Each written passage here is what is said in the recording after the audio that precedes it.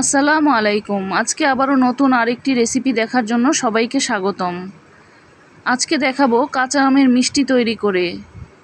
এটা আমিও প্রথমবার বানিয়েছি, খেতে ভীষণ মজা হয়েছিল।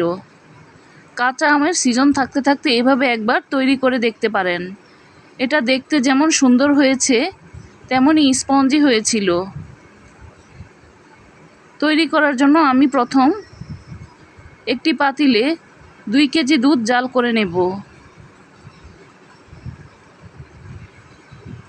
দুধটা যখন ভালো মতো ফুটে উঠবে তখন চুলাটা বন্ধ করে দেব।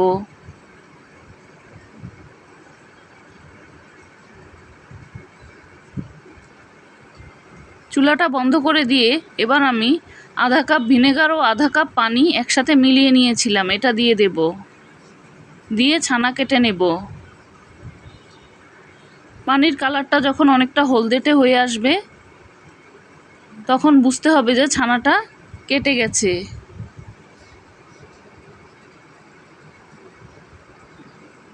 এবার আমি ছানাটাকে একটা পাতলা সুতি কাপড়ে ছেঁকে নেব। ছেঁকে ঠান্ডা পানি দিয়ে ছানাটাকে ধুয়ে নেব। ধুয়ে পানি ঝরার জন্য 1 ঘন্টা ঝুলিয়ে রাখব। 1 ঘন্টা পর ছানাটাকে নিয়ে নেব। নিয়ে সামান্য ফুড কালার দিয়ে দেব। ফুড কালারটা খুবই সামান্য পরিমাণে দিতে হবে। চাইলে আপনারা ফুড কালারটা না দিয়ে সাদাই বানাতে পারেন, তবে যেহেতু কাঁচা আমের মিষ্টি বানাচ্ছি সেজন্য ফুড কালারটা দিয়েছি সুন্দরের জন্য।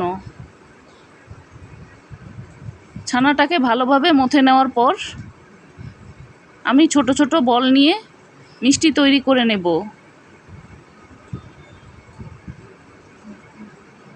এভাবে করে আমি সবগুলো মিষ্টির বল তৈরি করে নিয়েছি।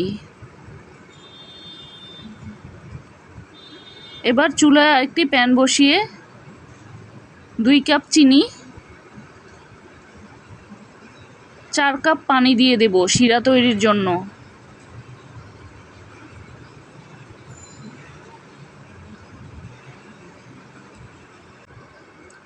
চিনির পানিটা ফুটতে ফুটতে এদিকে আমি কাঁচা আমটাকে কেটে নেব। আমি একটি কাঁচা আম নিয়ে ছিলে এভাবে ছোট ছোট চিকন চিকন করে কেটে নিয়েছি। শিরাটা যখন ফুটে উঠবে তখন আমি মিষ্টির বলগুলোকে দিয়ে দেব।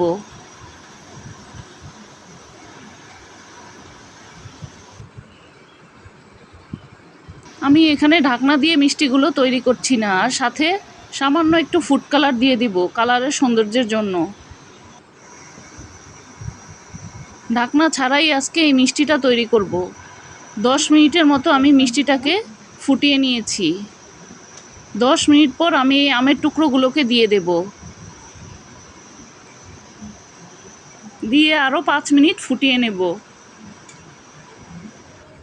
5 মিনিট পর চুলার আঁচটা বন্ধ করে দেব। এবার ঢাকনা দিয়ে ঢেকে 1 ঘন্টার জন্য রেখে দেব। 1 ঘন্টা পর আমার মিষ্টিগুলো পরিবেশনের জন্য তৈরি। চাইলে আপনারাও কাঁচা আম থাকতে থাকতে এই মিষ্টিটা একবার বানিয়ে খেতে পারেন। না বানালে এর স্বাদ বুঝতে পারবেন না। এটা এতটাই মজা ও পারফেক্ট হয়েছিল। ভিডিওটি যদি ভালো লেগে থাকে একটি লাইক দিবেন। নতুন নতুন ভিডিও পেতে পেজটিকে ফলো বা সাবস্ক্রাইব দিয়ে পাশেই থাকবেন। পরবর্তী ভিডিও দেখার আমন্ত্রণ রইল।